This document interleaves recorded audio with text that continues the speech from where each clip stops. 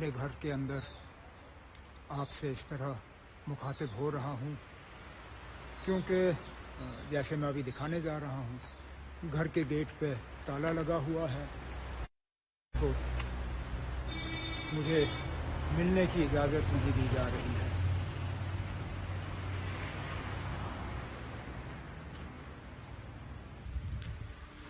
मैं चाहता था कि आज सुप्रीम कोर्ट में जो हुआ उसका मैं रिएक्शन और मैं उसके बारे में अपने ख़यालात डायरेक्ट मीडिया को दे देता, जिसके ज़रिए वो आप तक पहुंचा देते, लेकिन उन्हें मेरे घर आने की इजाज़त नहीं और मुझे यहाँ से निकलने की इजाज़त नहीं, तो मजबूरन मुझे आज ये तरीका अपनाना पड़ रहा है।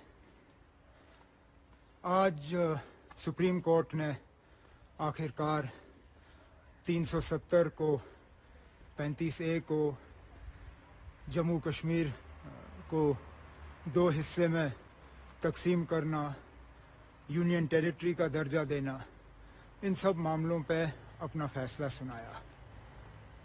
क्या यही फैसले की हम उम्मीद लगाए बैठे थे? बिल्कुल नहीं। हमने सुप्रीम कोर्ट का दरवाज़ा खटखटाया था क्योंकि हम इंसाफ की उम्मीद कर रहे थे। जाहिर सी बात है कि हमारी उम्मीदों के मैं पूरी तरह से मुतमईन हूँ कि इससे ज़्यादा शायद हम कर नहीं सकते थे।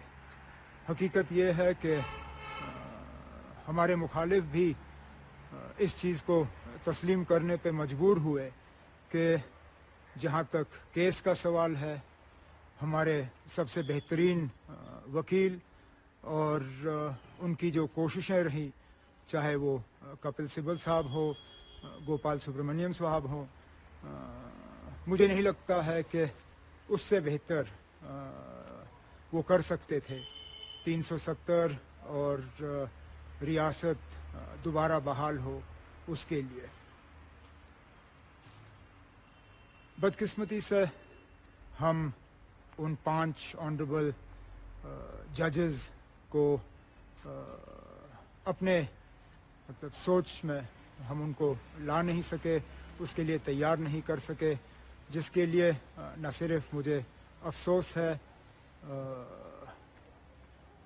हम माजरत खां हैं जम्मू कश्मीर के लोगों के साथ, लद्दाख के लोगों के साथ और बाकी मुल्क के उन लोगों के साथ जो चाहते थे कि हम इस लड़ाई में कामयाब हो जाएं। मैं दिल की गहराइयों से उनसे माफ़ी मांगना चाहता हूं, लेकिन मैं अपनी जगह ये भी कहना चाहता हूं कि मामला यहाँ ख़त्म नहीं होता। हमारी कोशिशें यहाँ ख़त्म नहीं होंगी।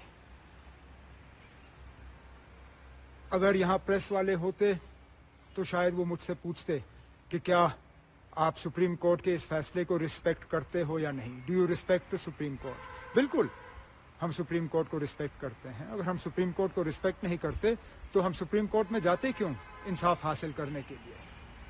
हकीकत ये है कि अगर हम आज कामयाब होते तो क्या मुझसे पूछा जाता do you respect the supreme court?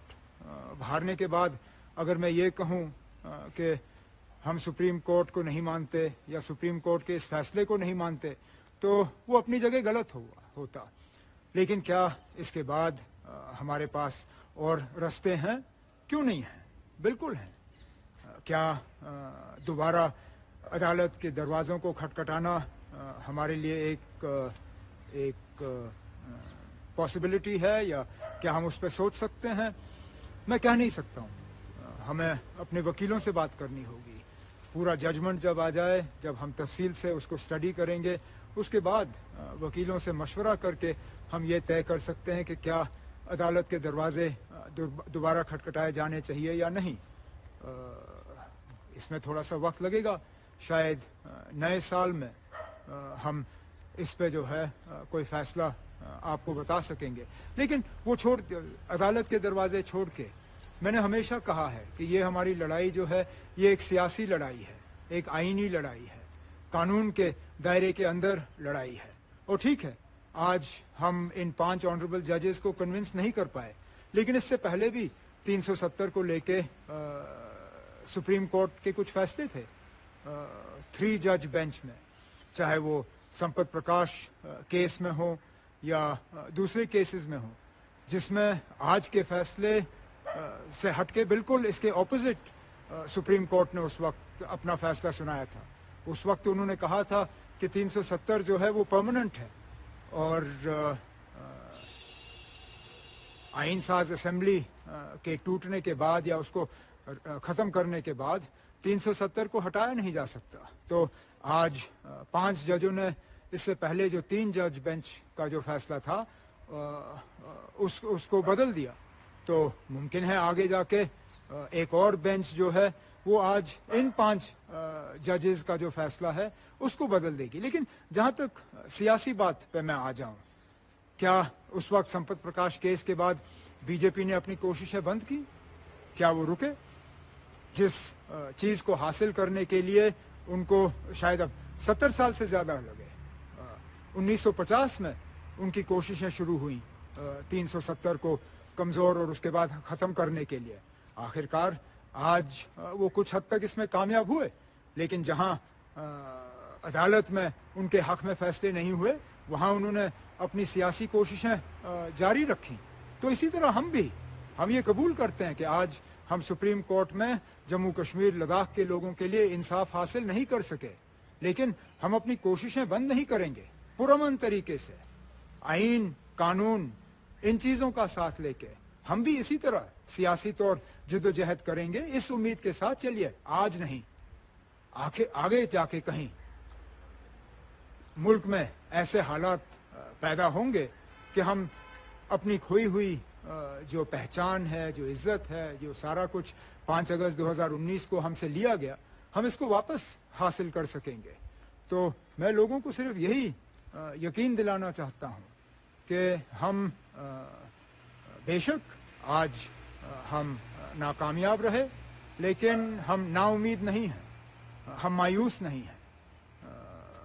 ضرور دل کو دھکا ضرور پہنچا ہے، آج ہم اپنی جگہ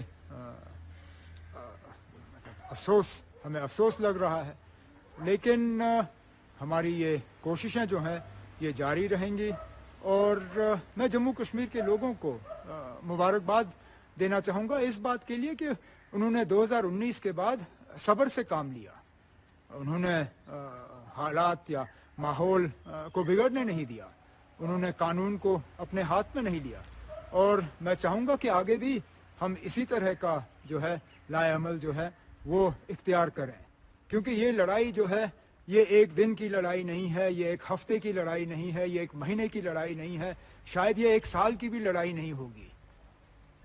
کب ہم اس لڑائی میں اپنے منزل تک پہنچیں گے کوئی کہہ نہیں سکے گا، لیکن منزل تک پہنچنے کے لیے ہم اپنی کوششیں جو ہیں وہ پوری طرح سے ہم جاری رکھیں گے۔ باقی جہاں تک سپریم کورٹ نے الیکشن کی بات کی ہو یا اسٹیٹ ہوڈ کی بات کی ہو